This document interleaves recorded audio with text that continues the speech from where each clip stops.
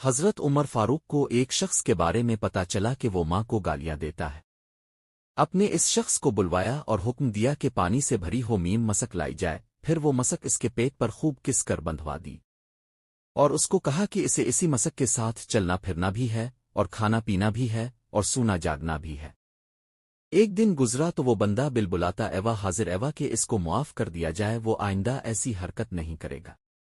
آپ نے پانی آدھا کر دیا، مگر مسک بدستور اس کے پیٹ پر بندھی رہنی دی۔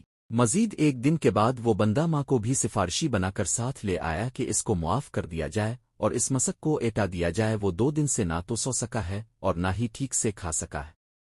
اپنے اس کی ماں کی طرف اشارہ کر کے فرمایا کہ اس نے تجھے پیٹ کے باہر نہیں بلکہ پیٹ کے اندر اتنے ہی وزن کے ساتھ 9 ماہ اٹھا کر رکھا ہے۔ نہ وہ ٹھیک سے سو سکتی تھی اور نہ ٹھیک سے کھا سکتی تھی، پھر تو اسے موت کی سی اذیت دے کر پیدا ایوا اور 2 سال اس کا دودھ پیتا رہے۔ اور جب اپنے پاؤں پر کھڑا ایوا تو اس کا شکر ادا کرنے کی بجائے اس کے لیے تیرے منہ سے گالیاں نکلتی ہے۔ اگر آئندہ یہ شکایت موصول ہوئی تو تجھے نشان عبرت بنا دوں گا۔